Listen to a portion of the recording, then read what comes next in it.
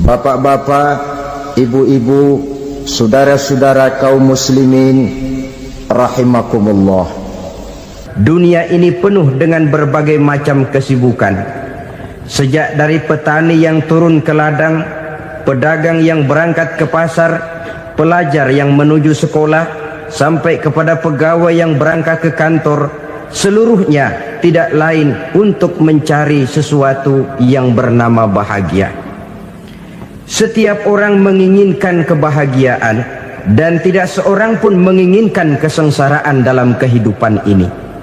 Namun nyatanya tidak setiap orang yang ingin bahagia mengetahui jalan yang harus ditempuhnya untuk sampai kepada kebahagiaan itu.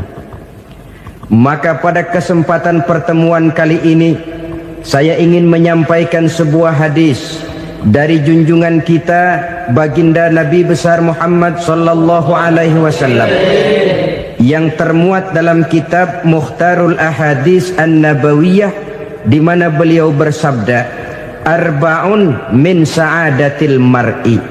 Ada 4 perkara yang merupakan tanda dari orang bahagia. Saya mau tanya, di antara saudara-saudara yang hadir di sini, apa ada yang kepengen jadi orang sengsara? Ya. Seluruhnya tentu ingin mendapatkan kebahagiaan. Maka menurut resep dari Nabi kita, tanda orang bahagia itu 4. Jadi kalau saudara ingin bahagia, harus mempunyai 4 perkara ini. Yang pertama, orang bahagia itu kata Nabi, darun wasi'un. Punya rumah biar bagus asal gede. Enak ngaturnya, daripada sudah punya rumah kecil, adanya di pinggir kali, gubuk, kalau hujan bocor, miring lagi, kiamat. Loh, kalau gitu Islam materialis dong. Hadis ini boleh diartikan dengan makna hakiki, arti yang sebenarnya. Boleh diartikan dengan makna majazi, arti kiasan. Kalau dia diartikan dengan arti kias, maka yang dimaksud darun wasi'un ay qalbun wasi'un. Rumah yang luas tidak lain daripada hati yang lapang. Karena di situ kunci kebahagiaan yang sebenarnya. Walaupun kita cuma tinggal di petak berukuran 2 kali 3 meter, kalau hati kita luas-luas rasanya rumah itu. Tapi biar rumah kita halamannya saja puluhan ribu hektar, ada kolam renangnya, kamar tidurnya tidak lagi terhitung. Kalau hati yang menempati rumah itu sempit, maka akan terasa sempit jugalah rumah itu. Tempat bergantungnya tidak lain adalah hati. Marilah kita mencoba melihat berbagai pandangan orang tentang bahagia ini. Ada orang menyangka bahwa bahagia itu kalau dia mendapatkan harta yang sebanyak-banyaknya. Siapa yang banyak harta, dialah raja. Apa yang dia mau, seluruhnya bisa dibeli. Keamanannya, dia bisa menyewa petugas. Seluruh fasilitas untuk menyenangkan kehidupannya bisa dibeli. Pendeknya, hartalah segala-galanya dalam kehidupan. Sampai ada pepatah mengatakan, innad darahima fil amakini kulliha taksur rijala mahabatan wa jalala. Sesungguhnya harta, dinar, dirham, uang di mana-mana selalu bikin hebat orang yang memilikinya. Coba lihat, orang yang punya duit sama yang enggak punya duit, jangan gaya hidupnya, gaya jalannya aja lain. Wahia lisanun liman arada fasahatan, wahia silahun liman arada qitala. Uang adalah senjata yang paling ampuh bagi orang yang mau pergi perang, dan lidah yang paling fasih bagi orang yang mau bicara. Kalau bicara dengan lidah macet, cobalah bicara dengan harta, lancar. Sampai ada pepatah demikian, segalanya bisa diatur dengan harta. Maka di kalangan orang yang berpandangan semacam itu, seluruh kegiatan hidupnya hanya terfokus kepada bagaimana mengumpulkan harta yang sebanyak-banyaknya. tidak peduli halal haram, tidak kenal sore pagi siang dan malam, tidak sempat sujud, jauh dari agama, jauh dari kehidupan yang bersifat ruhaniyah, jauh dari Allah dan sebagainya, sampai dalam Al-Quran dikelompokkan dalam kelompok yang dinamakan lumazah. Allazi jama'a malahu wa 'addadah yahsabu anna malahu akhladah. Mereka mengumpul-ngumpulkan harta sebanyak-banyaknya dan menyangka bahwa harta yang banyak itu dapat mengekalkan hidupnya, mengekalkan kekayaannya, mengekalkan kebahagiaannya. Saudara hadirin yang berbahagia, kalau pandangan hidup ini benar, artinya kalau harta memang merupakan satu-satunya hal yang dapat membuat orang bahagia, tentu di rumah mewah tidak akan pernah ada tangis derita. Tentu di satu tempat di mana fasilitas hidup serba menunjang tidak ada yang namanya penderitaan.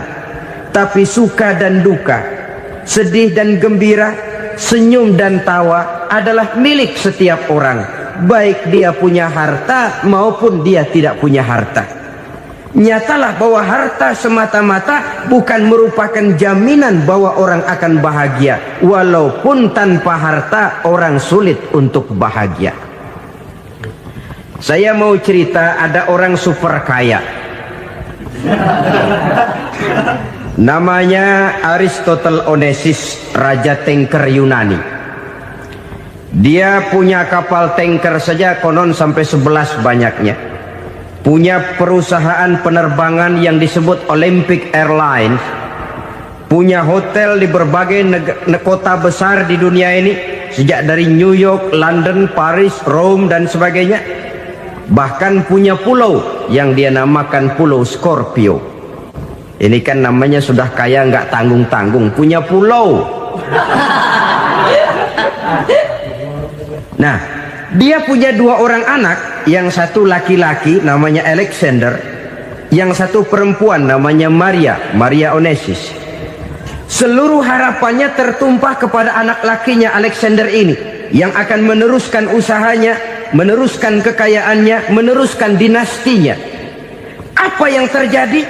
Ternyata anak yang dia harapkan yang bernama Alexander ini mati muda dalam kecelakaan pada waktu dia olahraga.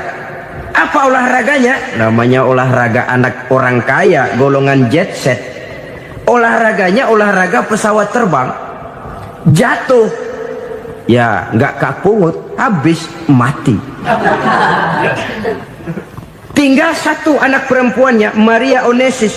Tapi anak perempuan ini juga malah urakan. Terakhir dia pacaran, bahkan kemudian kawin sama orang Rusia. Rupanya Aristotle Onesimus ini broken. Kekayaannya yang berlimpah ruah, perusahaannya yang begitu banyak, siapa yang akan meneruskan? Siapa yang akan menggantikan? Sampai kemudian dia mengurung diri di Pulau Scorpio dan mati di sana secara mengenaskan. Seorang multi jutawan, seorang yang super kaya, mati menyendiri di pulau sepi. Ibarat kata pepatah, anak ayam mati di lumbung. Bukan kekurangan makanan, keurugan makanan. Begitu kehidupan Aristotle Onesimus. Dan banyak orang-orang yang sudah demikian kaya sampai dibingungkan oleh kekayaannya sendiri. Telusurilah kehidupan David Rockefeller misalnya, Henry Ford misalnya, Adnan Khashoggi misalnya. Multi jutawan yang kadang-kadang dibuat keder oleh kekayaannya sendiri. Pantas ketika Imam Ali ditawarkan orang, "Ya Ali, kalau kepadamu disuruh pilih ilmu atau harta, kau pilih mana?" Ya jelas pilih ilmu dong. Kenapa? Pertama, ilmu kalau kita berikan kepada orang lain tambah. Tapi harta kalau kita berikan kepada orang lain kurang. Saudara punya uang 10.000, dibagi orang 5.000, jelas uang saudara berkurang. Tapi saudara punya ilmu, diberikan kepada orang lain bisa, saudara pun makin mantap. Tidak lantas jadi bodoh karena ngajarin orang. Saudara bisa Fatihah lalu mengajarkan orang Fatihah. Orang bisa, saudara pun makin hafal. Tidak lantas setelah diajarin orang ilmunya hilang. Begitu datang dia minta orang, tolong ajarin saya Fatihah, udah habis, nggak ada.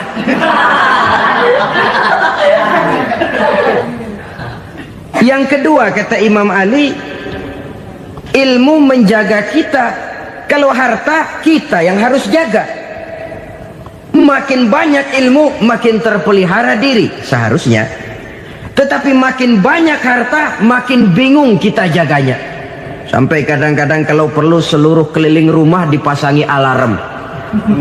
Belum cukup disewakan anjing besar-besar, pasang di depan pintu, awas anjing galak. Masih belum cukup juga, cari centeng tukang-tukang kepruk jaga rumah. Masih terasa belum aman, padahal rumahnya dikelilingi tembok besar. Di balik tembok ada pintu-pintunya tebal. Di balik pintu itu terbuka masuk kamar, kamar pun ada pintunya, pintunya pun kuat. Masuk ke dalam kamar ada lemari, lemarinya pun pintunya kuat, dikunci, kuncinya pun kuat. Tapi tahap seluruhnya yang timbul cuma sekedar was-was saja. Kesimpulannya sekali lagi, tanpa harta orang memang sulit untuk bahagia. Tapi harta semata-mata tidak merupakan jaminan orang akan bahagia. Dengan hati yang luas, itu modal utama untuk mencapai kebahagiaan hidup. Orang yang hatinya luas, saudara-saudara, punya hati yang lapang, melihat kenyataan hidup ini, dia bersyukur senantiasa kepada Allah. Lantas tidak timbul hasud dan iri hatinya. Oleh karena itu, jiwanya selalu lapang. Kalau tidak, cupik hati namanya. Dangkal pandangan, tidak senang melihat orang lain dapat nikmat, dan itu sering dijadikan contoh. Kalau orang yang lapang dada, dia lihat tetangganya beli TV baru, dia berkata, alhamdulillah ya, tetangga kita beli TV, mudah-mudahan kita bisa ikut nonton. Lapang dadanya. Tapi orang yang sempit hati, lihat tetangga beli televisi, meriang. Enggak diapa-apain, meriang. Besoknya dengar tetangga beli motor, makin sakit, ke rumah sakit. Lalu di rumah sakit dengar tetangganya beli mobil, mati. Disiksa oleh perasaannya sendiri. Orang kalau hati sudah sempit dalam hidup, kemanapun dia pergi, sempit rasanya medan kehidupannya. Kemudian kita melihat juga ada orang yang menilai bahwa bahagia itu katanya kalau punya kedudukan yang tinggi, pangkat yang agung, wibawa yang besar. Mungkin betul, tapi mungkin juga tidak. Bergantung kepada hati orang yang punya pangkat itu. Sama dengan harta tadi. Harta akan membawa bahagia kalau dia jatuh ke tangan orang yang berhati lapang. Tapi harta akan jadi bencana kalau jatuh ke tangan hati orang yang sempit. Pangkat akan membawa bahaya kalau jatuh di tangan hati orang yang sempit. Lebih dari itu, kenyataan mengajarkan kepada kita bahwa ternyata pangkat dan jabatan tidak selamanya memberikan kebahagiaan dalam kehidupan. Bahkan resikonya kelewat besar. Beberapa bukti kita bisa ambil dari para pemimpin dunia yang menjadi korban lantaran pangkat dan jabatan yang disandangnya. Saudara ingat Presiden Abraham Lincoln dan John Kennedy dari Amerika? Dibunuh orang. Park Chung-hee dari Korea Selatan, Ziaur Rahman dari Bangladesh, Anwar Sadat dari Mesir, terakhir Indira Gandhi dari India, menjadi korban dari pangkat dan jabatan yang disandangnya dari orang-orang yang tidak senang dia memegang jabatan itu. Dia akan mudah mengundang bencana. Sehingga pantas kalau seorang presiden terkemuka Amerika, Harry Truman namanya, dia mengatakan jabatan presiden itu, kata dia, seperti orang nunggang macan, naik macan.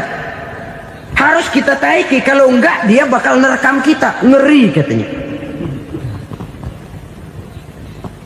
Adapun orang yang hatinya lapang, Kalau dia menerima pangkat dan jabatan, dianggapnya itu satu kesempatan untuk berbuat baik. Tapi orang yang berhati sempit, menerima pangkat dan jabatan, bukan kadang-kadang menerima, malah berusaha setengah mati mencapai dengan segala cara. Kalau perlu jilat atas, jilat atas. Jadi golongan sumuhun dawu. Jadi kelompok kulon nuwun, yes sir, yang kerjanya cuma oke bos. Kalau perlu jilat atas, jilat atas. Kalau perlu injak yang bawah, injak yang bawah. Perlu sikut kiri kanan, sikut kiri kanan. Yang penting pangkat dapat, jabatan dapat.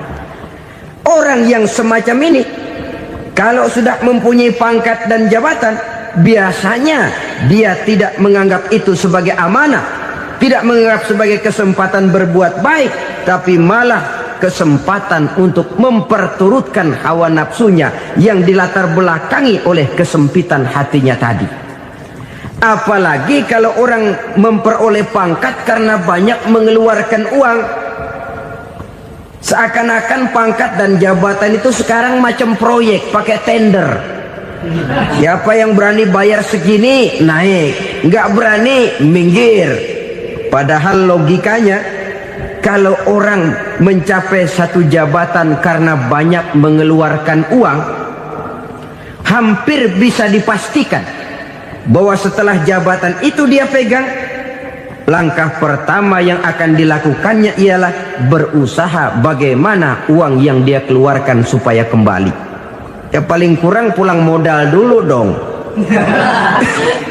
Soal mikirin rakyat soal nanti, tapi ini modal harus pulang. Itu celakanya kalau orang memperoleh pangkat dan jabatan cuma karena banyak mengeluarkan uang. Jarang orang yang mempunyai keyakinan dan pandangan bahwa pangkat dan jabatan merupakan amanah. Jadi sekali lagi, pangkat dan jabatan mungkin saja membawa kebahagiaan kalau jatuh ke tangan orang yang berhati lapang. Tapi bisa jadi bencana kalau dia jatuh ke tangan orang yang mempunyai hati yang sempit. Dan lagi-lagi stresnya hati yang lapang. Lalu sebagian orang, saudara, ada yang berpandangan katanya bahagia itu kalau jadi orang terkenal, mempunyai popularitas, menjadi idola di kalangan remaja, di kalangan orang tua, di segala lapisan masyarakat. Padahal makin populer orang, makin terikat dia. Ya kalau macam kita ini kan nggak punya nama, nggak populer, tengah malam buta mau nongkrong di warung Tegal aman. Tapi pangkat, jabatan, kedudukan, popularitas menyebabkan kita diikat dengan berbagai macam peraturan. Cuma mandi sama ke WC saja yang nggak dikawal.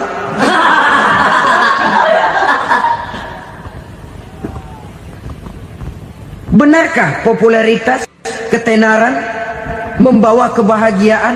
Mungkin. Ya, tapi mungkin juga tidak. Kenapa? Banyak orang-orang populer yang mengakhiri hidupnya secara tragis. Kita ambil beberapa nama. Di Amerika tahun 60-an ada bintang seksi paling terkenal yang dijuluki sex bomb. Bom seks. Sampai sekarang jadi legenda, namanya Marilyn Monroe. Singkatan dobelnya itu inisialnya MM, Marilyn Monroe. Terkenal top sampai dia mati tahun 62. Namanya sekarang masih saja dibicarakan orang. Kenapa dia bunuh diri? Tidak punya hartakah dia? Banyak. Kurang populerkah dia? Seluruh dunia mengenalnya. Sejak rakyat kecil sampai pejabat tinggi dia punya hubungan. Kenapa? Jenuh. Dia terlahir dalam keadaan yatim. Setelah itu tidak lama dia berangkat remaja, ibunya meninggal. Pindah dari wanita asuh ke wanita asuh sampai 12 orang ibu angkatnya. Dan kekecewaan yang paling parah, setiap laki-laki yang dekat dengannya hanya seperti kapal berlabuh. datang dan pergi silih berganti, padahal dia merindukan seseorang yang bisa melindungi hidupnya. Dia rindukan itu dan dia tidak pernah menemukan. Itu yang akhirnya menyebabkan dia minum pil tidur kelewat dosis, minum obat tidur kebanyakan, ya tidur terus sampai sekarang.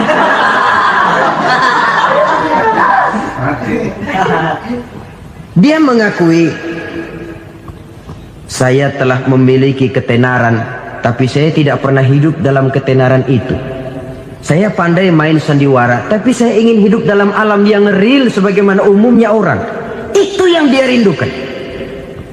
Menyusul jejak yang namanya Marilyn Monroe ini, Billie Holiday, saudara kenal tentu, di rumah sakit dirawat.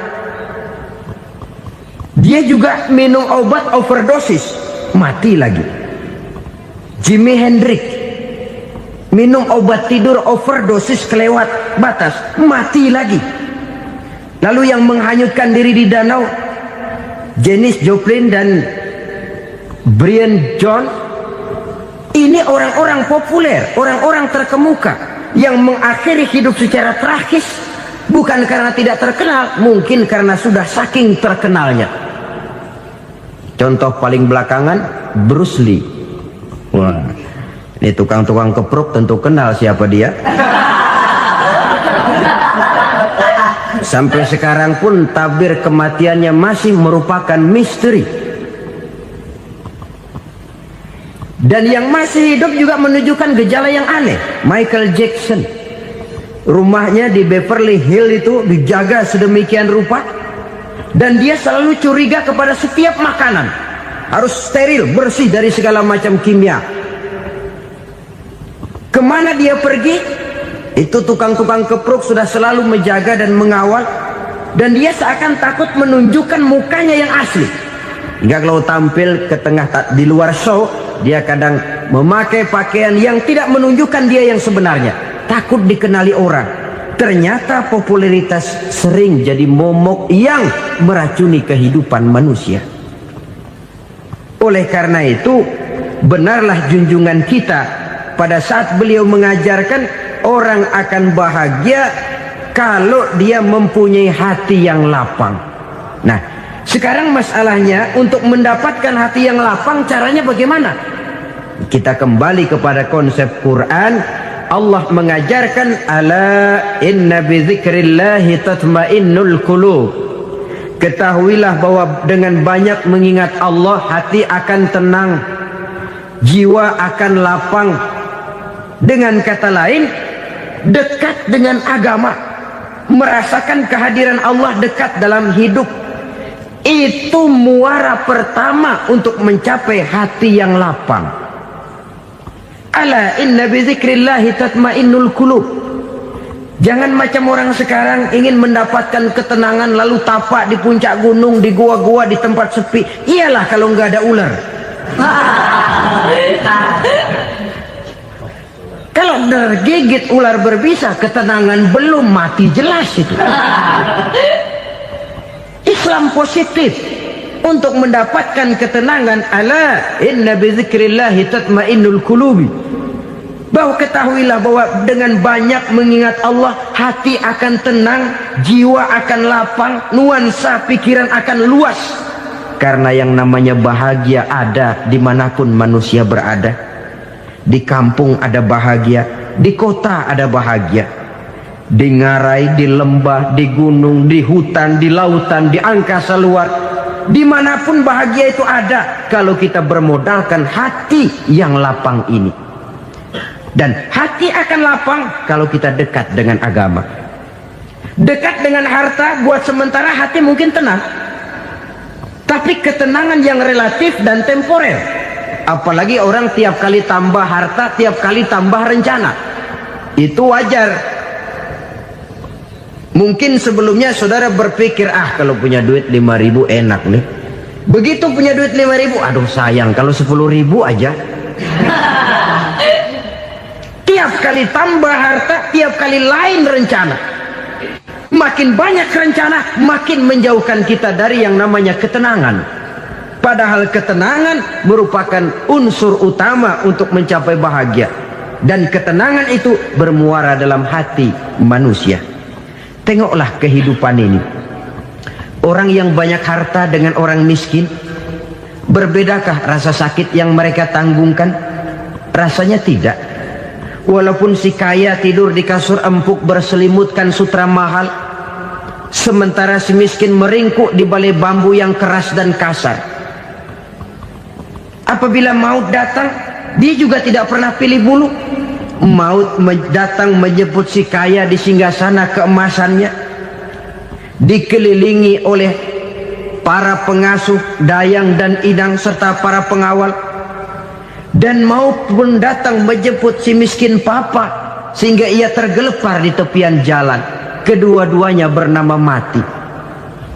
Kalau nyata bahwa sakit yang ditanggung si kaya tidak beda dengan sakit yang ditanggung si miskin, bukan harta semata yang membuat orang bahagia. Hati yang tenang, jiwa yang lapang penuh kedamaian karena banyak berzikir dan mengingat Allah, itu merupakan modal utama untuk mencapai sesuatu yang bernama bahagia.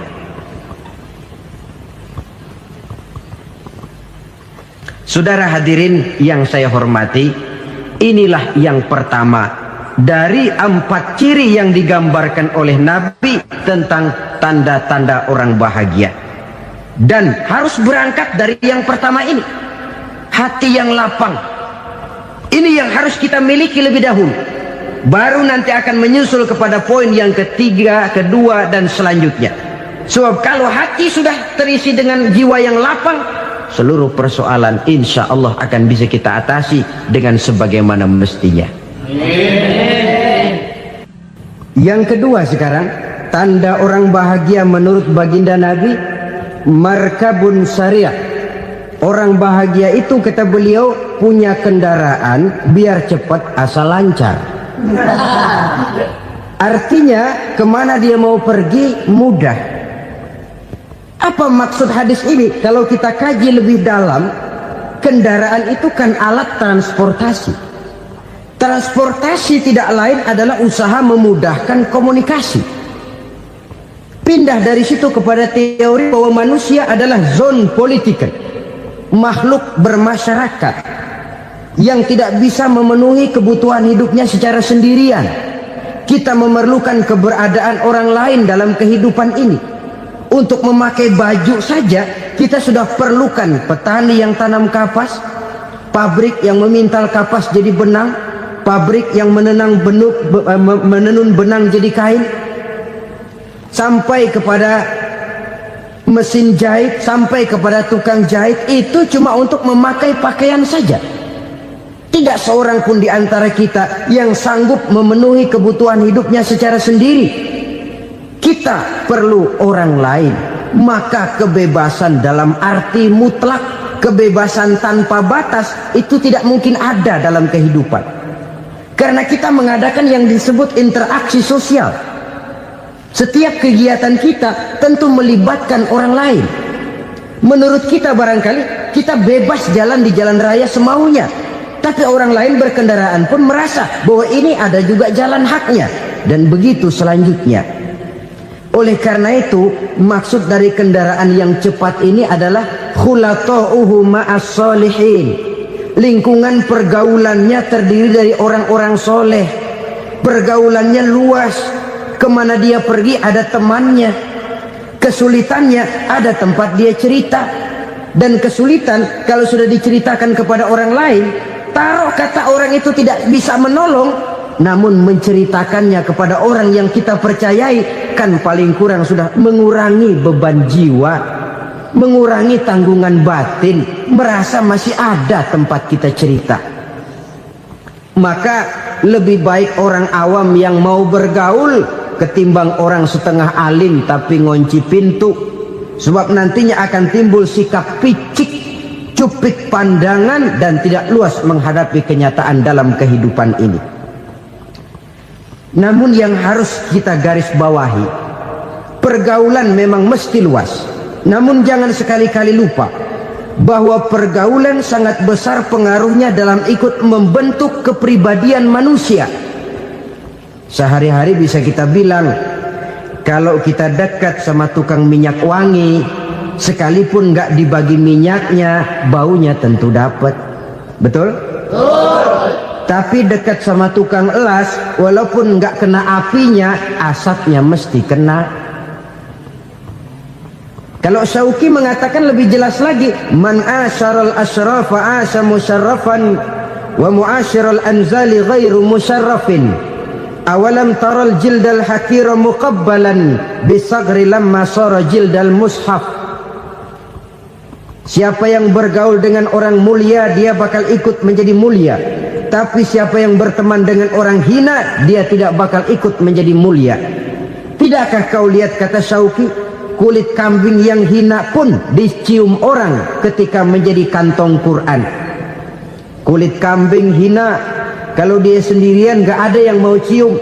Tapi begitu dia bergaul dengan Quran, menjadi kantong Quran, dipakein minyak wangi, ditaruh di tempat yang tinggi, mau diambil dicium dulu, dibawa dengan penuh hormat dan hati-hati. Kulit kambing yang hina lantaran berteman dengan Quran, numpang mujur. Tapi coba lihat kalau kulit kambing berteman dengan kayu, jadi beduk, habis. Zohor dikemplang, asar dipukul. Itu pun sedikit saja, cuma salah milih teman. Yang temannya Quran dihormati orang, yang temannya kayu lantaran jadi beduk, gelap-gelap subuh orang udah kemplangin.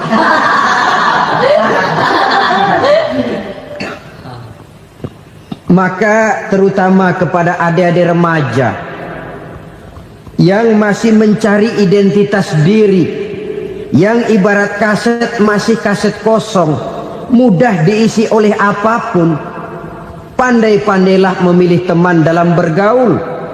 Karena banyak orang yang tadinya baik-baik, ketika terseret dalam pergaulan dengan orang yang tidak baik, kebaikannya menjadi lentur dan luntur.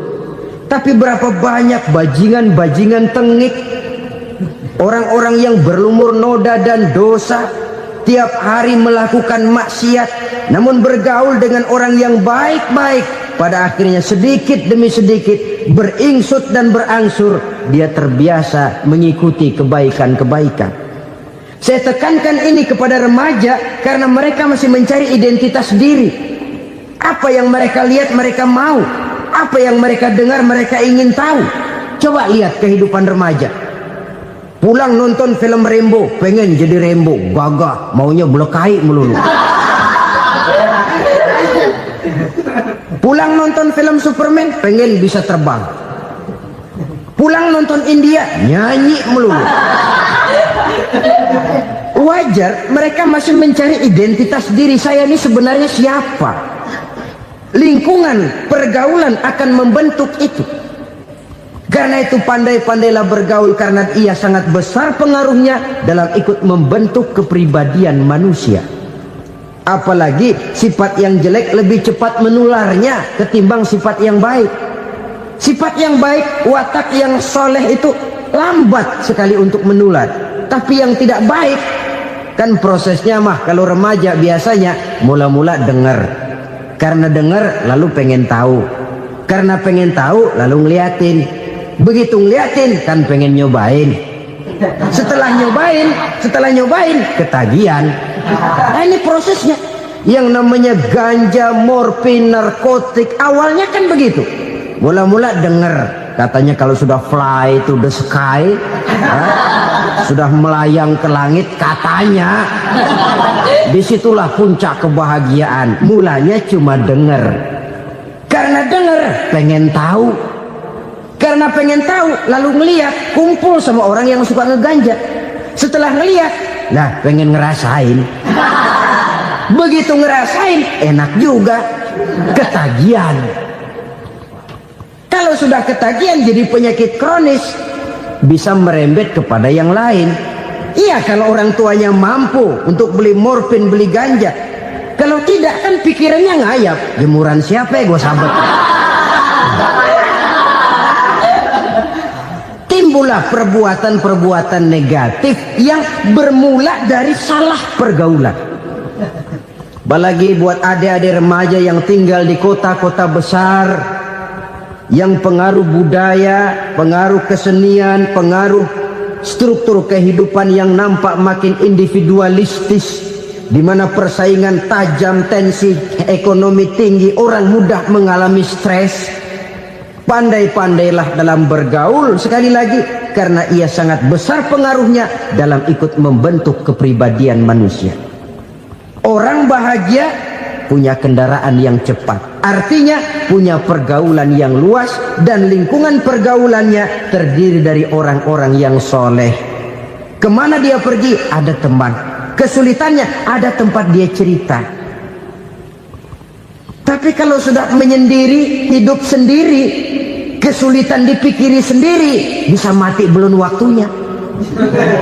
Tidak ada tempat berbagi rasa, tidak ada tempat bercerita, tidak ada tempat mengurangi beban dalam kehidupan. Pantas betul kalau Islam sangat menggalakkan dan menganjurkan orang kalau sudah sampai waktunya itu untuk melangsungkan nikah. Kata Nabi, ya ma'syaras syabab man istata'a minkumul ba'at falyatazawwaj. Hai para pemuda, kalau sudah mampu memberi nafkah, kawinlah, nikahlah kamu. Kenapa? Sudah ada teman hidup, tempat berbagi rasa. Kesulitan kalau ada tempat cerita akan lebih ringan ketimbang kita telan sendiri, walaupun bobot kesulitannya sama beratnya.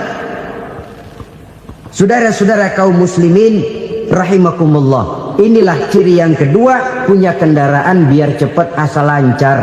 Kemana kita mau pergi gampang. Dengan kata lain, setelah hati yang luas, pergaulan yang luas. Dua.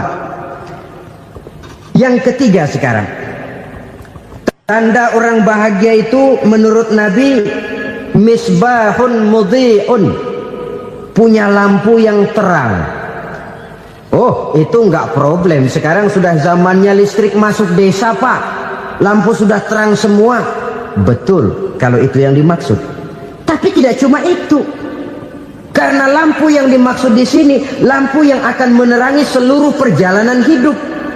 Dan perjalanan hidup itu sudah dimulai sejak kita terlahir ke alam ini, sampai masuk ke alam barzah, kumpul di padang mahsyar, sampai ke akhirat. Lampu yang menerangi itu yang diperlukan. Kalau lampu, katakanlah yang paling top sekarang kan lampu jenis Mercury. Taruhlah itu di rumah kita, dia cuma menerangi rumah kita, menerangi hati pun tidak sanggup. Bila kita masuk ke alam barzah, alam kubur, sanggupkah si Mercury yang begitu terang menerangi alam barzah kita? Tidak sanggup lagi. Sanggupkah lampu yang ratusan watt, bahkan puluhan ribu watt menerangi kehidupan di padang mahsyar? Tidak akan sanggup lagi. Kalau demikian, yang dimaksud lampu yang terang di sini apa? Tidak lain amal soleh, kebajikan yang kita lakukan dalam hidup. Itu yang akan jadi lampu penerang. Di dunia nama kita akan terang, jasad kita boleh hancur terkubur tanah, tapi nama kita akan dikenang orang. Begitulah kalau orang meninggalkan kebajikan dalam hidup seperti sekarang. Ribuan orang tiap saat berziarah ke kubur Imam Syafi'i, ke kubur Imam Malik, ke kubur Imam Ghazali, ke kubur orang yang baik-baik, orang yang soleh-soleh. Kebajikannya yang ditinggalkan, yang mengukir namanya dengan tinta emas, sehingga saudara sudah terbaring di alam kubur. Orang lewat, Allah, ini kuburannya Fulan bin Fulan, dulu ini kebaikannya Masya Allah, saya ikut merasakan. Mari kita mampir sebentar, kita Fatihah, mohon disampaikan Allah pahalanya kepada almarhum. Al-Fatihah. Itu kalau orang baik-baik. Lalu saudara tanya, Pak, orang mati dikirimin Fatihah apa nyampe pahalanya? Saya jawab, kalau saudara nggak percaya, mati dulu dah. Nanti saya Fatihain, tungguin di sana, umpama nggak sampai balik lagi kemari. Sekarang ini kan maunya otak-otakan saja, kalau nggak masuk otak nggak percaya. Padahal alam gaib itu nggak bisa diotak-otakin. Sama saja dengan saudara pernah dengar cerita kapal tanpa emas tenggelam tak? Pernah nggak? Di mana? Ya, di laut Masalembo. Begitu ke tanpa emas tenggelam, ratusan penumpang itu terjun ke laut, dipermainkan gelombang, berjuang menghadapi maut itu. Orang lagi timbul tenggelam di lautan, dihantam ombak, kita tengokin pakai helikopter. Pak, lagi timbul tenggelam ya? Iya, tolongin. Jangan khawatir Pak, nih saya kirim intan Pak, harganya 10 juta. Kira-kira orang yang timbul tenggelam di laut seneng nggak? Tidak. Kan mahal toh intan 10 juta. Kenapa dia nggak senang? Karena intan 10 juta dalam kondisi seperti itu tidak sanggup menyelamatkan dia. Dia akan girang kalau dikirimin ban mobil bekas, dikirimin papan terentang atau bambu. Intan yang 10 juta dia nggak girang, ban mobil bekas yang 1000 perak tuh pegang, itu yang dia girang betul. Inilah sebabnya Nabi berkata, mal mayyitu fi qabrihi illa kal ghariqil mutaghawwis. Orang yang meninggal di alam kuburnya seperti orang timbul tenggelam di lautan. Yantaziru da'watan min ahli, menunggu doa dari keluarganya yang masih hidup. Duh, bapak saya sudah meninggal, saya sayang benar sama dia. Kirimin kulkas ke kuburannya Itu sama saja dengan tadi orang tenggelam di lautan dikirimi intan yang harganya 10 juta, tidak sampai. Begitulah kalau kebajikan yang kita tinggalkan dalam hidup, sudah mati pun kubur kita masih diziarahi orang. Tapi kalau jahat yang kita tinggalkan, boro-boro lah orang mau doa lewat dekat kuburan kita juga serem. Tuh bajingan no, dulu mati dipendem di situ tuh. Jangan lewat situ, ntar kesurupan, jangan. Lewat saja orang ngeri. Konon lagi membacakan Fatihah dan mengirimkan doa. Hidup pada hakikatnya adalah kesempatan untuk berbuat baik. Maka sekali kesempatan itu diberikan, manfaatkan dengan sebaiknya. Sebab kesempatan kedua tidak akan pernah ada. Kesempatan berbuat baik di sini, di akhirat sudah pembalasan namanya. Sekali kesempatan itu dicabut, dia tidak akan pernah dikembalikan lagi. Kata Iqbal, hidup tidak mundur ke belakang, Bung. Berhenti diinjak orang, mundur hancur. Tidak ada kata mundur dalam hidup ini. Berhenti diinjak orang, mundur kecebur. Tidak ada kata lain, harus maju dalam kehidupan dalam artian yang positif. Hidup adalah kesempatan untuk mengumpulkan kebajikan yang sebanyak-banyaknya. Di situ nilai daripada manusia. Sekarang ini memang nggak kelihatan kok, orang yang banyak pahala sama yang banyak dosa nggak kelihatan kok. Barangkali kalau habis bikin dosa palanya pada benjol, mungkin orang takut sama dosa. Tapi sekarang sama saja, orang yang banyak dosa dengan yang nggak banyak dosa jalan bareng dari belakang, sama, nggak kelihatan beda. Tapi ada waktunya di mana pahala memegang peranan, di mana dosa diperlihatkan. Sama saja kalau kita bawa mobil siang, lampu kan nggak begitu berfungsi. Apa lalu bilang, alah ini lampu berat-beratin, copot-copotin aja dah. Tidak perlu begitu. Kenapa? Pada suatu saat malam senja akan datang. Bila matahari terbenam, senja pun datang, gelap mulai merayap, disitulah baru terasa perlunya lampu. Pahala begitu. Sekarang orang yang nggak ada pahalanya nggak kelihatan dalam kehidupan. Tapi pada suatu saat senja kehidupan akan datang. Ajal merenggut nyawa, malam merayap, dan hidup mulai diliputi kegelapan di alam barzakh. Dikala itu kalau nggak punya lampu, alangkah malangnya kita. Sebab amal yang baik, kata Nabi, di alam barzakh itu akan diciptakan menjadi perempuan yang cantik menemani kita. Amal yang jahat akan menjadi orang yang paling jelek nemenin kita. Sudah di tempat gelap yang nemenin jelek.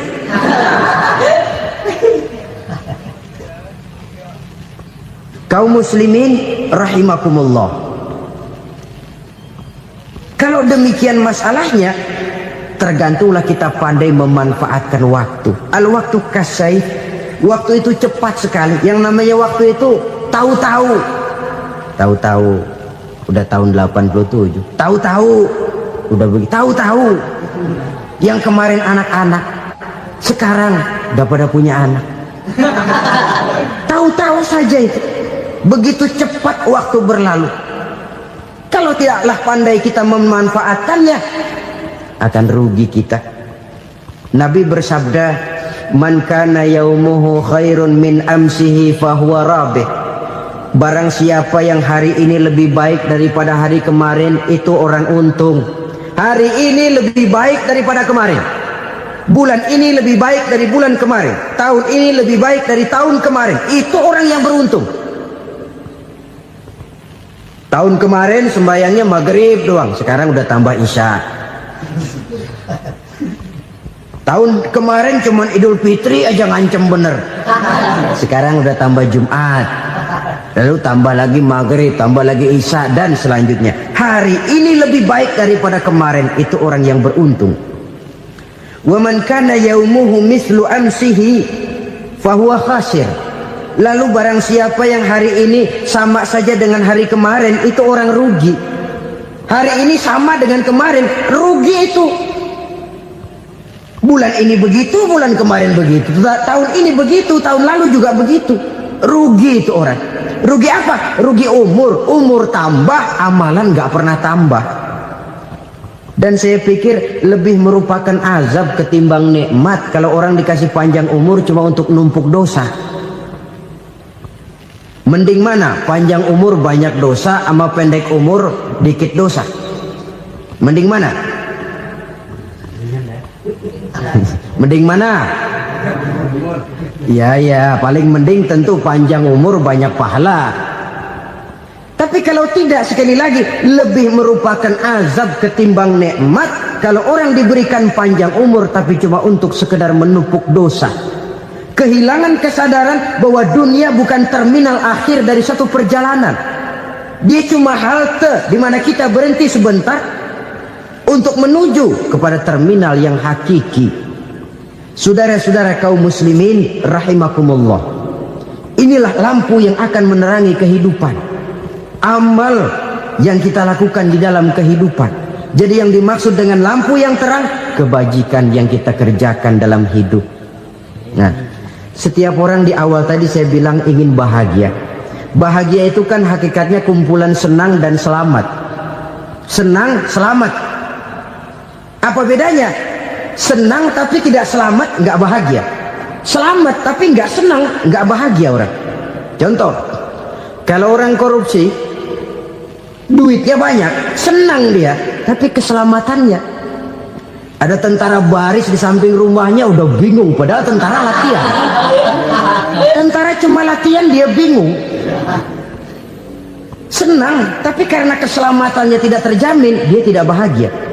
Sebaliknya pegawai negeri jujur benar, cuma segaji-gajinya, selamat nggak korupsi tapi melarat, ya nggak bahagia juga, kurang senang. Kesenangan dan keselamatan untuk dunia saja, ya sekali lagi, kalau cuma sekedar untuk dunia saja, bisa dibeli pakai uang, bisa dibeli pakai uang. Saudara ingin selamat, bisa dibeli pakai uang. Saudara ingin senang, bisa dibeli dengan uang. Tapi setelah mati masuk ke alam barzah, habis kekuasaan uang. Nggak bisa lagi beli keselamatan pakai uang, tidak mungkin lagi membeli kesenangan dengan uang. Di situ pahala yang megang peranan. Makin banyak pahala, makin banyak saham untuk membeli kesenangan dan keselamatan, untuk memperoleh yang namanya bahagia. Dan jangan lupa loh, di alam barzah kita nggak sebentar, menunggu datangnya kiamat. Loh iya, kalau kita begitu dikuburin terus kiamat datang, untung. Tapi kalau masih harus 1000, 2000, puluhan ribu tahun yang akan datang, dalam satu penantian yang begitu lama, tanpa saham untuk memperoleh kebahagiaan, satu kemalangan yang tidak ada pernah putus-putusnya. Janganlah tergelincir oleh kebahagiaan sebentar yang menipu dengan mengorbankan kebahagiaan hakiki yang berjangka panjang. Apa artinya senyum sejenak kalau harus ditebus dengan tangis seumur hidup? Biarlah kita minum jamu, pahit memang, getir memang, tapi kan besok badan sehat. Daripada sekarang minum sirup, manis memang, enak memang, tapi bibir pada jontor besoknya. Sirawan, batuk, nggak karu-karuan. Banyak orang tertipu oleh kesenangan yang sebentar, padahal laisa kullu ma yalma'u zahaban. Belum tentu semua yang berkilat itu emas, belum tentu semua yang gemerlap itu intan. Karena itu marilah manfaatkan kesempatan yang diberikan Allah ini untuk mengumpulkan kebajikan yang sebanyak-banyaknya. Yang terakhir sekarang, yang keempat, tanda orang bahagia kata Nabi. Zaujatun salihah. Orang bahagia itu tanda yang keempat kata Nabi, punya istri biar cakep asal taat. Sudah surga itu, cakep taat. Istri kayak gitu, kalau belum mati jangan dikuburin dulu. Sudah cakep taat lagi, tapi kadang-kadang enggak, udah jelek ngadat melulu. Apa yang mau dipilih? Sebab itu Quran mengatakan istri pakaian untuk suami, suami pakaian untuk istri. Kenapa suami istri diibaratkan pakaian? Alangkah tingginya gaya bahasa Quran ini. Suami istri teman hidup, hidup perjalanan panjang. Sejak kita dalam rahim sudah ada hidup kan di sini. Sampai ke alam dunia, masuk ke alam barzah, kumpul di padang mahsyar, sampai menuju akhirat, itu perjalanan hidup. Carilah istri atau suami teman hidup yang membawa manfaat tidak hanya kehidupan di dunia ini, sampai di alam barzah, sampai di padang mahsyar. Suaminya mungkin meninggal lebih dulu, atau istrinya mungkin meninggal lebih dulu, tapi suami atau istri yang masih hidup berbuat kebajikan. Suami saya meninggal, ada hartanya, saya sedekahkan, niat pahala untuk almarhum suami saya. Ini teman hidup, tidak dibatasi dan tidak bisa dipisahkan oleh maut sekalipun. Zohirnya mungkin pisah, badannya mungkin pisah, tapi hatinya, jiwanya, kebersamaannya dalam menghadapi kehidupan. Karena itu saudara-saudara, bahasa Quran indah. Suami istri diibaratkan seperti pakaian. Apa fungsi pakaian? Pertama, pakaian jadi kebanggaan. Artinya suami harus menjadi kebanggaan istri, istri harus jadi kebanggaan suami. Yang kedua, pakaian itu kan fungsinya menutup aurat. Artinya sesama suami istri harus saling menjaga kekurangan masing-masing. Jangan malah sesama suami istri saling membongkar rahasia dan aibnya sendiri-sendiri. Istrinya diceritain jeleknya di mana-mana, atau suaminya dibongkar rahasianya di pasar umum. Itu sudah tidak lagi berfungsi sebagai pakaian. Kenapa semua ini diperlukan? Karena kita menyadari bangsa yang baik terdiri dari masyarakat yang baik. Masyarakat yang baik merupakan susunan dari warga yang baik. Warga yang baik adalah terdiri dari rumah tangga yang baik. Dan rumah tangga yang baik merupakan susunan dari pribadi yang baik. Dari situ langkah dimulai. Membangun satu bangsa yang baik diawali dengan membangun rumah tangga yang baik, dengan menciptakan pribadi-pribadi yang baik. Sehingga dari sini diharapkan berkembanglah nilai-nilai kebaikan.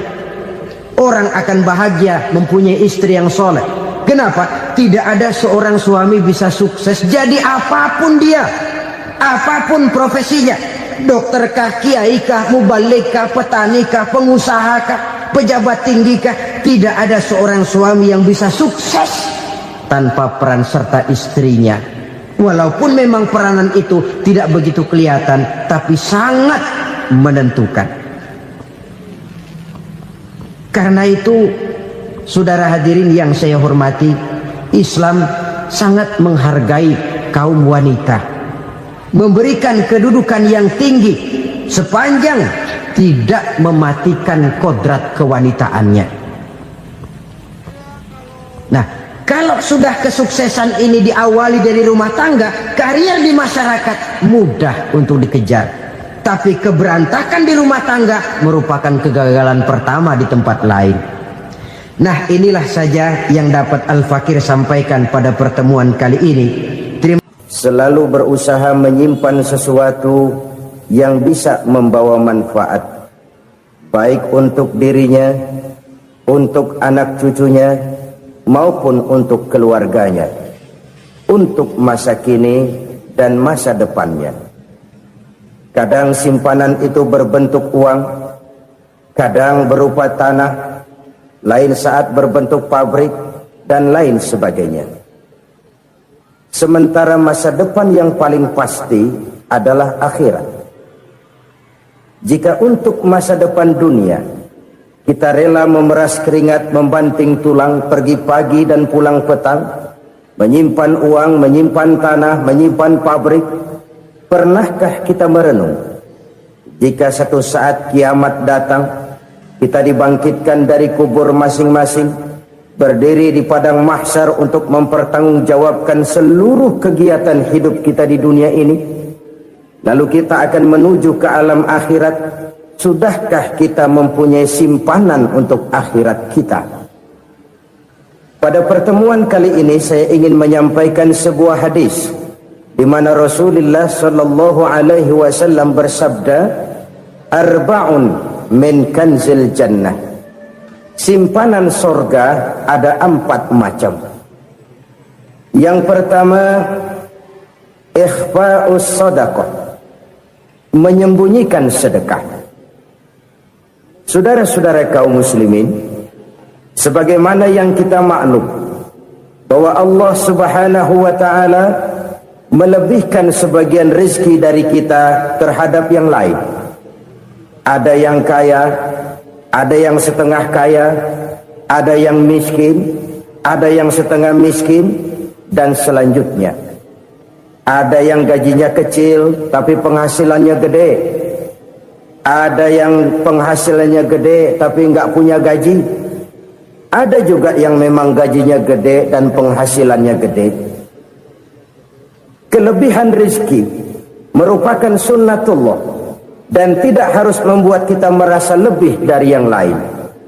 Bahkan sebaliknya, kelebihan itu harus membuat kita ringan tangan untuk menolong mereka yang memang memerlukan pertolongan. Kalau saudara diberikan ilmu, maka pertanyaan akhirat cuma satu: ilmumu kau amalkan untuk apa? Kalau saudara diberikan umur yang panjang, pengadilan akhirat juga bertanya satu: umurmu kau habiskan di mana? Tapi kalau saudara diberikan harta, pengadilan akhirat akan bertanya dua: hartamu kau dapat dari mana? Kau belanjakan kemana? Dari mananya ditanya dan kemananya juga ditanya. Oleh karena kita akan dimintakan pertanggungan jawab, maka amanah yang bernama harta ini harus kita gunakan dengan sebaik-baiknya. Ada penggunaan yang merupakan kewajiban, itu zakat namanya. Ada penggunaan yang sewaktu-waktu, itu infak namanya. Ada yang lebih sewaktu-waktu lagi, dan itu sedekah namanya. Zakat dia terikat oleh haul dan nisab, oleh putaran batas waktu dan ukuran dari harta itu sendiri. Sedangkan infak terikat oleh situasi dan kondisi perekonomian seseorang. Sedangkan sedekah tidak terikat dengan apapun. Dalam kondisi seperti apapun kita bisa melakukan sedekah dengan yang terkecil sekalipun. Sampai-sampai Rasulullah sallallahu alaihi wasallam mengajarkan, la tahkiranna minal ma'rufi syai'an walau an talqa akhaka biwajhin talik. Atau ada hadis, tabassumuka fi wajhi akhika laka shadaqah. Senyumanmu kepada temanmu adalah sedekah. Jadi untuk melakukan sedekah tidak harus dalam berbentuk uang. Dengan ilmu kita bisa sedekah. Dengan tenaga kita bisa bersedekah, dengan pikiran kita bisa bersedekah, bahkan senyum kepada teman itu pun sedekah. Jadi kalau sedekah dengan uang memang belum punya uang, nyengir aja banyakin. Itu asal pada tempatnya, jangan lalu ketemu tiang listrik cengengesan. Tentu tidak pada tempatnya dan tidak wajar. Sedekah yang paling dicintai Allah adalah sedekah yang disembunyikan. Artinya, jauh dari sifat riya. Kan kadang-kadang ada orang sedekah itu disebutkan namanya, apa tidak bagus? Kalau memang niatnya ikhlas, ya bagus-bagus saja untuk memberikan sugesti kepada yang lain. Si Fulan bin Fulan nyumbang sekian, diumumkan. Boleh kalau niatnya untuk memberikan rangsangan kepada yang lain supaya dia menyumbang lebih besar dari orang tadi. Tapi kalau itu mendatangkan riya, maka sedekah yang paling dicintai Allah adalah sedekah yang disembunyikan. Tangan kiri saja tidak tahu apa yang diberikan oleh tangan kanan. Sedekah yang dilakukan dengan ikhlas akan merupakan perbendaharaan surga, tersembunyi dari pandangan orang lain, tidak seorang pun tahu. Karena memang sikap yang baik adalah melupakan kebaikan dan mengingat kesalahan. Itu salah satu ciri orang bahagia. Orang yang selalu mengingat kesalahannya dan berusaha melupakan segala kebaikannya. Kalau dia akan ada kebaikan, dia tidak bisa ikut, dia merasa rugi karena dia merasa belum pernah berbuat baik.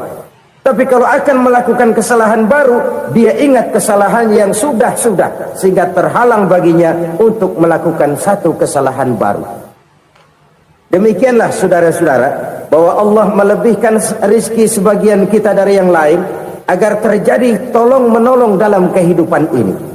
Jadi kesenjangan yang nature, kesenjangan yang alami, itu sunnatullah. Ada yang kaya, ada yang miskin, ada yang kelas menengah. Nah, kenapa lalu sekarang kita berusaha mengentaskan kemiskinan? Oleh karena adanya kesenjangan struktural. Kalau yang kaya bisa semakin kaya, kenapa yang miskin tidak bisa naik jadi ikut sedikit kaya? Sebab pada dasarnya Islam adalah agama yang sejak turunnya sudah berupaya memerangi kemiskinan.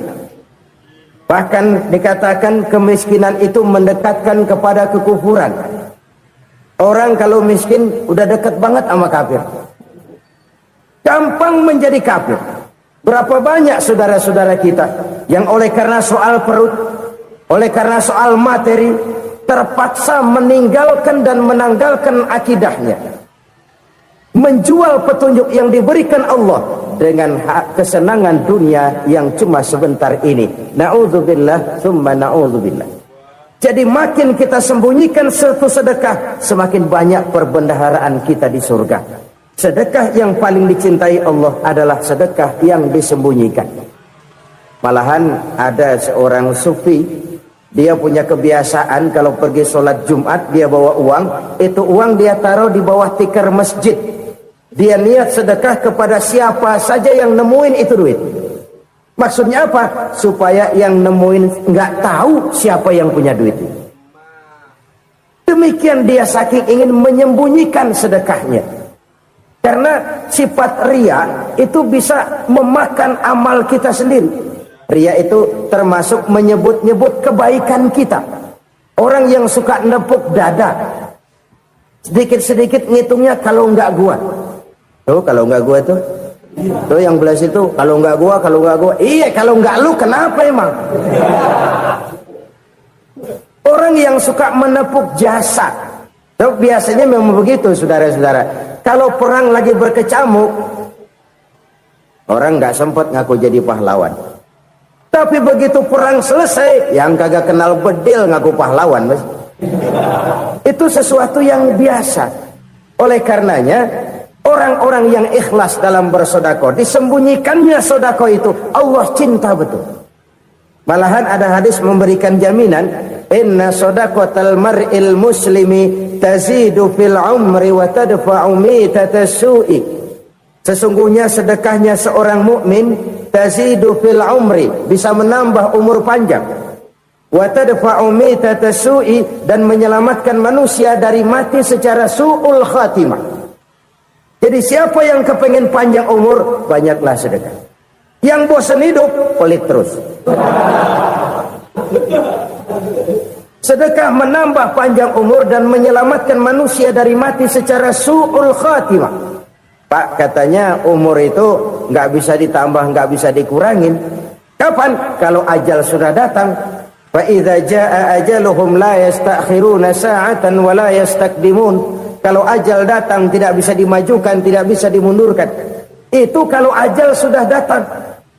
Tidak bisa lagi umur ditambah dikurangi, sudah datang. Tapi kalau belum datang, itu kan haknya Allah. Mau ditambah, mau dikurangi, hak prerogatif Allah. Sebagai pencipta manusia, Allah maha kuasa dan maha mampu. Sedekah ini menambah panjang umur dan menyelamatkan manusia dari mati secara su'ul khatimah. Itu orang mati kan sama ya, kondisinya mati, nggak nafas. Tapi hakikat mati kan lain-lain. Ada yang mati itu husnul khatimah, baik akhirnya. Misalnya lagi ngaji mati, lagi sholat mati, lagi sedekah mati. Ini yang dinamakan dengan husnul khatimah, baik di akhirnya. Sebaliknya ada yang su'ul khatimah, jelek di akhirnya. Ini yang jadi catatan akhir. Lagi nyekek botol, mampus. Lagi banting kartu, modar.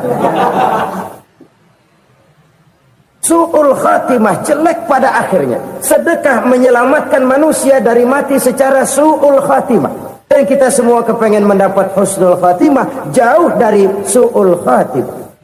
Oleh sebab itu yang bisa menyelamatkan kita dari penyakit itu antara lain adalah sedekah yang disembunyikan, yang dikerjakan dengan ikhlas karena Allah, tidak karena kepengen dipuji orang, tidak karena ingin dikatakan orang pemurah. Sebab orang dermawan itu orang yang memberi tanpa harus diminta. Kalau masih harus diminta, ya belum dermawan namanya, masih harus diminta. Kalau nggak diminta ya tulus, lolos, polos. Saudara-saudara kaum muslimin rahimakumullah, harta adalah amanat dan akan kita pertanggungjawabkan. Allah melebihkan rizki sebagian kita dari yang lain agar kita saling tolong menolong, bantu membantu. Nabi janjikan, siapa yang meringankan beban saudaranya muslim di dunia, Allah akan meringankan bebannya di akhirat nanti. Sebuah jaminan dari baginda Nabi. Si orang yang kita bantu barangkali tidak bisa membalas, Allah yang akan membalas lewat jalan lain yang tidak pernah kita sangka-sangka. Ada orang tanya, Pak, ini ada orang nyumbang masjid sambil marah-marah, bagaimana? Saya bilang sumbangannya aja ambil, marahnya jangan. Marahnya jangan diambil, itu urusan dia. Saudara-saudara kaum muslimin rahimakumullah, umat Islam ini kan umat yang punya potensi besar. Kadang kita merenung, kenapa kadang-kadang pembangunan masjid kok lambat sekali? Kalau hotel hari ini peletakan pertama, bulan depan peresmian. Supermarket hari ini peletakan batu pertama, minggu depan peresmian. Tapi kalau sudah yang namanya masjid, kadang-kadang peletakan batu pertama sekaligus jadi batu terakhir. 3 tahun, 4 tahun, campur nebar jalak di jalanan, duit dijaring kayak ikan sepat. Apa tidak ada orang Islam yang kaya? Banyak. Apa tidak ada pengusaha muslim yang jadi konglomerat? Ada. Lalu yang belum banyak itu yang komit terhadap nilai-nilai agamanya. Akhirnya kita jatuh jadi umat yang lemah. Belum ada pengusaha konglomerat muslim buka pabrik supermi cap beduk misalnya umpamanya atau pabrik kecap cap sorban supaya identitas keislamannya sedikit kelihatan. Kita jatuh jadi umat yang lemah karena potensi tidak terinventarisir dengan baik. Kita ini ibarat kompor yang cuma matengin nasi orang lain. Potensi kita dimanfaatkan oleh orang lain. Ukhuwah Islamiyah kita baru terbatas kepada silaturahmi. Ukhuwah di bidang ekonomi kita lemah, ukhuwah di bidang kebudayaan kita lemah, apalagi ukhuwah di bidang politik kita lebih rapuh lagi. Padahal ukhuwah itu adalah totalitas kehidupan manusia, menyangkut ipolek sosbud, memerlukan nilai-nilai ukhuwah. Jadi oleh karena itu mari kita menyadari, di dalam harta kita, walaupun kita yang cari, pergi pagi, pulang sore, peras keringat, banting tulang, di sana ada harta anak yatim. Di sana ada hak masjid. Di sana ada hak pesantren, di sana ada hak jihad. Berbahagialah seseorang apabila dia oleh Allah dijadikan keran. Keran itu menyimpan air, tapi tidak untuk dirinya, tapi disalurkannya kepada mereka yang memang memerlukannya. Saudara-saudara kaum muslimin rahimakumullah, ini yang pertama. Jadi perbendaharaan surga adalah menyembunyikan sedekah. Orang lain nggak tahu, kita pun nggak pernah ngitung-ngitung. Kita anggap lewat begitu saja, padahal itu deposit akhirat. Satu. Yang kedua, perbendaharaan surga itu apa? Wa kitmanul musibah, menyembunyikan kesulitan. Kadang orang takut menghadapi kesulitan, tapi makin kita merenung, hidup ini kan sebenarnya urusan. Takut sama urusan, ya jangan hidup. Tandanya orang hidup itu kalau punya urusan. Urusan melupakan problem. Problem sering menimbulkan kesulitan. Kesulitan bukan untuk ditakuti, tapi untuk diatasi dan dicarikan jalan keluarnya. Siapa sih orangnya yang gak pernah sulit-sulit? Makin tinggi status sosialnya, makin gede urusannya. Makin tinggi kualitas imannya, makin berat tingkat kesulitannya. Cuma memang yang namanya enak itu seperti pelangi. Biang lala itu nggak pernah di atas kepala kita, di atas kepala orang melulu. Lo sih enak lo, kata kita. Dia juga bilang yang enak kan lo. Pelangi itu nggak pernah di atas kepala kita. Kata tukang beca, aduh enak ya naik Mercy.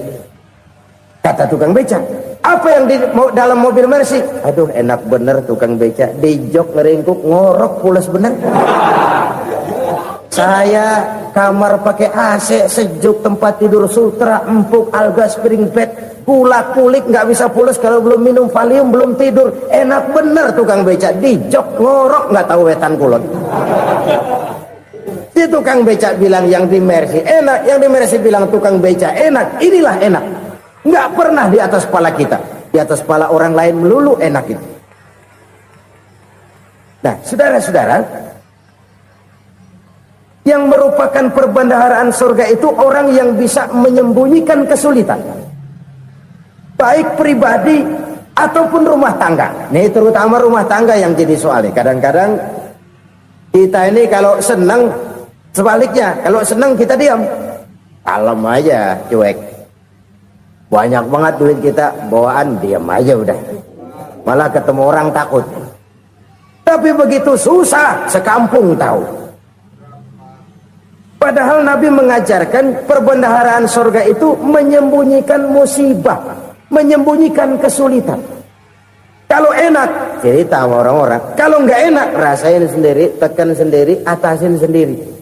Kita kan sebaliknya, tenang kita diam, asal lagi susah, paling tidak kita nyari teman buat cerita kesusahan. Siapa orangnya yang nggak pernah susah? Cuma soalnya bagaimana kita mengatasi kesusahan itu sendiri. Begitu juga misalnya kalau orang sudah berumah tangga, itu orang tuanya harus menjadi tempat dia cerita yang enak-enak saja. Yang nggak enak rasain berdua, selesaikan berdua, atasin berdua. Jangan dibalik. Asal senang diam, giliran susah saja. Maknya laporan. Terbalik. Bisa menjaga security informasi. Maka nama bayam keluar diam, malah seluitan. Enak amat lo makan daging ayam. Security informasi. Saudara-saudara kaum muslimin rahimakumullah, ujian yang terberat itu yang pernah diberikan kepada para nabi, para rasul, para aulia, para ulama. Makin tinggi keimanan, makin berat bentuk kesulitan. Ayo saya kemukakan satu contoh saja. Ada seorang nabi yang kaya, nabi kaya, namanya Nabi Ayub. Iblis kalau orang begini kan keki, ibadahnya rajin, kaya. Nih yang kayak begini susah digodain. Kalau ibadahnya rajin, miskin, kali bisa disogok. Sini imannya mantap, ibadahnya rajin, kaya, nabi lagi. Oh, tapi namanya iblis nggak kurang akal. laporan. Tuhan, kenapa Les? Ya ini bahasa saya, bahasa Qur'annya sih nggak gitu. Itu hambamu yang namanya Ayub, dia rajin ibadah cuma karena dikasih kaya aja. Coba kasih miskin dia, berhenti dia sembahyang. Ah, kamu bisa aja. Saya tahu Ayub itu hambaku yang ikhlas. Saya buktiin Tuhan, silahkan. Dibuktiin lah, iblis turun ke alam ini. Yang mula-mula dia lakukan, dia rusak sawah ladang Nabi Ayub. Dia binasakan binatang ternak Nabi Ayub. Sehingga dalam waktu singkat, jatuhlah Nabi Ayub dari orang paling kaya, jadi orang paling miskin. Beliau masih ibadah di mihrab dalam masjid. Datang iblis. Saudara Ayub, ya, lagi ngapain? Ibadah. Nyembah Allah, nyembah Allah. Oh, percuma. Kenapa? Tuhan yang ente sembah nih, dia udah bikin miskin ente. Sawah ladang ente hancur lebur, binatang ternak binasa. Sekarang ente jadi orang paling miskin. Ngapain nyembah Tuhan kayak begitu? Tekor. Udah berhenti dah ibadah, berhenti ibadah. Ini iblis sama Tuhan laporannya lain, yang dikerjakan kepada Nabi Ayub juga lain. Benar begitu iblis, kata Nabi Ayub. Iya, sawah ladang saya habis buras, binatang ternak saya binasa, binasa. Saya miskin, bangpak. Apa jawab Nabi Ayub? Bukan innalillahi, ya ini hebat. Alhamdulillahillazi a'tani wa akhza minni. Segala puji bagi Allah yang telah memberikan harta kepada saya dan sekarang mengambilnya lagi. Alhamdulillah. Allah yang ngasih, Allah yang ambil. Itu mah urusan Allah. Iblis cuman ibadah jalan terus, sujud lagi Nabi Ayub. Iblis seleher gondok banget. Dasar Nabi nggak mempan dia apa-apain. Miskin malah alhamdulillah. Allah yang ngasih, Allah yang ambil. Jadi kalau kita tidak komit, kita tidak terikat kepada kaya, miskin, senang, susah, apa yang bisa bikin kita susah? Jadikan kekayaan, kemiskinan, jadikan senang, susah sebagai anak buah yang bisa kita atur. Jangan kekayaan ngatur kita, jangan kemiskinan ngatur kita. Kita yang harus mengatur mereka. Senang, susah, kaya, miskin, bahagia, sengsara, jadikan itu anak buah yang bisa kita atur. Kalau sekarang kita kaya, lain saat boleh jadi kita miskin, semiskin-miskinnya. Allah yang ngasih, Allah yang ngambil. Tenaga mana yang bisa menghalangi? Ibadah jalan terus. Iblis makin gondok. Dasar Nabi loh. Akhirnya apa? Nabi Ayub dikerjain, diberikan penyakit. Demikian fatal penyakitnya. Bayangin, udah miskin sakit. Masya Allah. Miskin sakit. Sakitnya nggak lama, kira-kira 16 tahun. Istrinya 3, 2 mental minta ceraiin. Ngerawatin laki bengek begini. Senang belum tentu, susah udah pasti nih. Cerai aja, cerai dah. Cerai. Tinggal satu Siti Rahmah yang setia menemani beliau. Sesetia-setianya hati perempuan. Satu saat Siti Rahmah bilang, "Bang, ya, abang kan Nabi bang. Lalu namanya Nabi kan doanya jarang meleset bang. Maksud kamu minta kenapa sih sama Tuhan biar abang sembuh baik dah bang?" Siti Rahmah, iya. Saya sakit berapa tahun sih dah? 16 tahun bang. Sebelum ini saya sehat berapa tahun? Ya kira-kira 60 tahun bang. Nah coba ente banding-bandingin Rahmah. Saya dikasih sehat 60 tahun, dikasih sakit 16 tahun. Sudah nggak sabar mau doa kepada Allah minta sembuh. Saya malu kepada Allah. Diuji dengan yang luar biasa seperti ini, tidak mengganggu stabilitas kehambaannya. Dia tetap menghamba kepada Allah Subhanahu wa ta'ala. Saudara-saudara kaum muslimin rahimakumullah. Kunci menghadapi kesulitan itu apa? Allah jelaskan dalam satu ayat, wa basyiris sabirin alladzina iza asabathum musibah qalu inna lillahi wa inna ilaihi raji'un.